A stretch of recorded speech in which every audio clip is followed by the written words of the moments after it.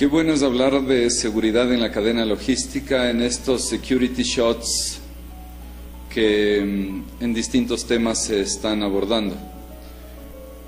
Es necesario empezar diciendo que a partir del 11 de septiembre del año 2001, la definición de seguridad en el mundo cambió. Hasta antes de esa fecha, un riesgo como el que finalmente se materializó, es decir, que aviones cargados de pasajeros hayan sido usados como un arma de destrucción masiva, no fue identificado. Me refiero obviamente a ese tipo de riesgos. Y se dio cuenta de que realmente ese riesgo existía solamente después de que sucedió. Y lamentablemente no es algo de lo que debamos extrañarnos mucho, porque así es como normalmente funcionamos.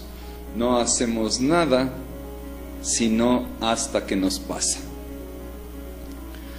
Con esta premisa, los controles que se empezaron a implementar sobre las cadenas logísticas empezaron a abundar. Ya no solamente los aviones fueron identificados como amenazas, sino también las instalaciones portuarias y los buques que atracan en una instalación portuaria. Porque si es que el avión fue usado de la manera en que se usó en el año 2001, ¿por qué no un barco cargado con contenedores estrellándose contra una instalación portuaria? Y por supuesto, en unos pocos de los contenedores a bordo de un barco, nada difícil, que se puede también camuflar, esconder, ocultar explosivos. Por supuesto que entonces, si es que eso llegase a suceder, el daño que se podría causar sería de incalculables consecuencias.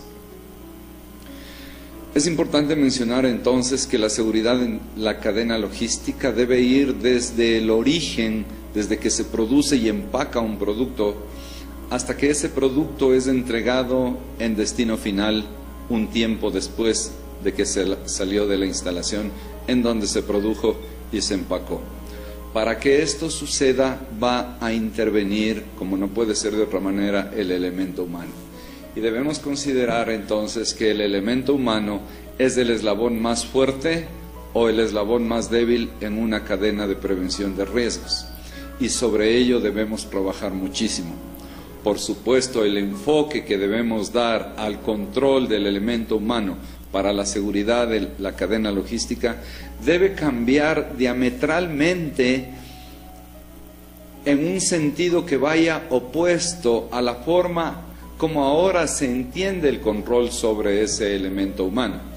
Si es que los colaboradores, los empleados, los trabajadores de una empresa se aplican controles, el paradigma actual nos obliga a pensar que esos controles se los aplica precisamente porque desconfiamos de ese elemento humano y por eso lo controlo.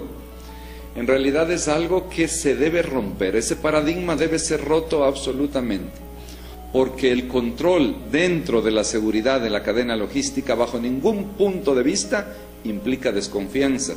Todo lo contrario, el control significa protección. ¿Y a qué me refiero específicamente? El delincuente, cuando intente vulnerar una cadena logística, va a necesitar por lo general de alguien que ya forme parte de esa cadena logística. ¿Y a quién va a abordar el delincuente? ¿A quién por medio de amenaza, de extorsión, de chantaje, de infundirle miedo? O por qué no decirlo también, a cambio de un poco de dinero, ¿a quién va a recurrir ese delincuente? Precisamente a aquella persona que no sea sujeta de controles. Ese es el blanco perfecto para el delincuente. A través de esa persona, aquella que no es sujeta de controles, el delincuente va a querer entrar a nuestra organización. ¿Cómo yo reduzco la posibilidad para que los empleados de mi empresa, de mi cadena logística, no sean blancos de los delincuentes? Pues precisamente controlándolos, Allí está el quid del asunto. Mientras más control existe sobre un empleado, más protegido está ese empleado.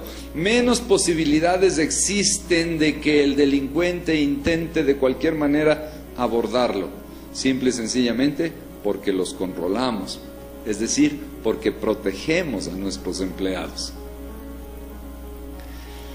Es importante mencionar que para la seguridad en la cadena logística, en la actualidad existe la posibilidad de la implementación de lo que se llaman sistemas de gestión. En el mercado se pueden encontrar algunos, cada uno con sus propias características, sin importar, por supuesto, cuál sea el sistema de gestión que se adopte. Lo fundamental es considerar que ese sistema de gestión debe ser tomado en cuenta siempre, inclusive en la toma de decisiones. Y básicamente lo debemos considerar pensando que la implementación de un sistema de gestión en control y seguridad viene a ser un seguro, exactamente bajo el mismo esquema que adquirimos un seguro para cualquier otra cosa. Lo que debemos pensar, por supuesto, para obviar la posibilidad de que por nuestra cabeza se nos ocurra que un sistema de gestión en control y seguridad viene a representar solamente en un gasto y que poco valor me agrega, debemos considerar entonces que al ser un seguro como el que adquirimos para cualquier otra cosa, lo último que esperamos es utilizar ese seguro. Si yo compro un seguro de salud, lo que menos quiero es enfermarme. Si yo compro un seguro para mi coche, lo que menos quiero es que se me lo roben. Pero sin embargo tengo un seguro de salud y tengo un seguro para el coche. Es exactamente el mismo esquema con el que debemos pensar en la implementación de un sistema de gestión. Ojalá nunca lo necesite, pero en el momento en que un riesgo se materialice, en el momento en que mi cadena logística sea vulnerada, voy a poder aplicar ese seguro, esa póliza, porque a través de ella yo voy a poder demostrar ante las autoridades que yo hice todo lo necesario para proteger mi cadena logística. Eso es lo importante, ese es el esquema con el que el empresario debe considerar la implementación de un sistema de gestión. Es una póliza de seguro. Ojalá nunca la necesite, pero en el momento en que la necesite, allí está mi póliza. Es fundamental considerar, por supuesto, que una cadena logística es tan fuerte como su eslabón más débil. Teoría que forma parte, o enunciado más bien que forma parte, de lo que se conoce como la teoría de las restricciones. Obviamente, enunciados enfocados a la productividad de una empresa. Sin embargo, en el tema que nos ocupa, la seguridad de la cadena logística, el enunciado es exactamente el mismo. Una cadena logística es tan fuerte como su eslabón más débil. Mi cadena logística está formada por 4, 5, 6, 10, 15 eslabones. ¿Cuál o cuáles de ellos son los débiles? Yo tengo que identificarlos, porque aunque yo sea uno de los eslabones fuertes, si es que uno de los débiles se rompe, las consecuencias, por supuesto, también me van a perjudicar a mí. De allí la necesidad de identificar al eslabón débil para darle soporte, cualquiera sea ese eslabón débil. Si yo soy el exportador y el eslabón débil es el transporte, pues debo dar soporte al transporte. Si yo soy el transporte y el eslabón débil es el exportador, pues debo darle soporte al exportador. No puedo permitir que mi cadena logística se rompa, o que se rompa el eslabón del cual yo formo parte en esa cadena logística. En realidad, trabajar en un tema de seguridad siempre va a generar cierto tipo de resistencia, porque vivimos pensando siempre, equivocadamente por supuesto, que a nosotros nunca nos va a pasar nada. Hacer prevención es pensar que también somos vulnerables y que también estamos amenazados. y debemos enfocarnos en las peores consecuencias posibles de esas vulnerabilidades y esas amenazas. Solamente allí puedo hacer prevención, porque de lo contrario, si es que yo no la hago, es decir, si es que yo solo pienso que nunca me va a pasar, en el momento en que un riesgo se materialice, lo que hubiese invertido siendo preventivo, voy a tener que multiplicarlo hasta por 3 veces más si soy reactivo. No podríamos llegar a ese punto. Siempre, siempre se puede hacer algo antes. La seguridad es esa póliza de seguro que nosotros vamos a tener en caso, ojalá que nunca, pero en caso de que algo se materialice. De allí la necesidad de pensar en la implementación, en el funcionamiento y en el mantenimiento de un sistema de gestión en control y seguridad en la cadena logística. Ojalá, insisto, ojalá nunca nos pase nada, pero no es momento de pensarlo así. Tengo que pensar que me puede pasar, y pensando en lo que me puede pasar, voy a tomar las medidas que sean necesarias para prevenir la posibilidad de que un riesgo se materialice.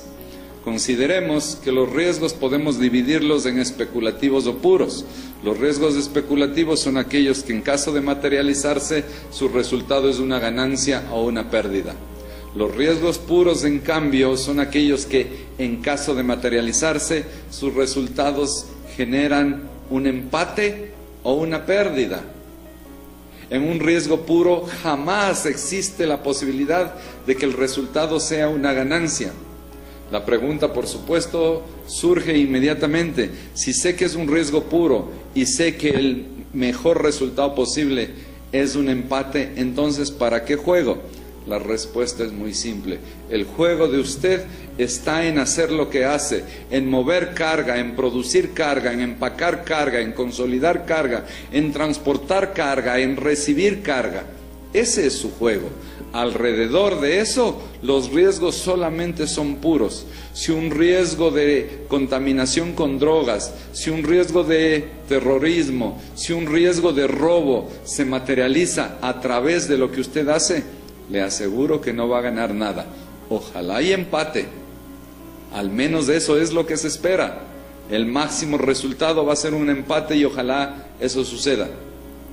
Lo único que le aseguro es que con estos riesgos puros, en caso de que se lleguen a materializar, usted nunca va a ganar nada. ¿Para qué tener un nivel de riesgo tan alto? Hagamos algo antes. Siempre es posible. Muchas gracias.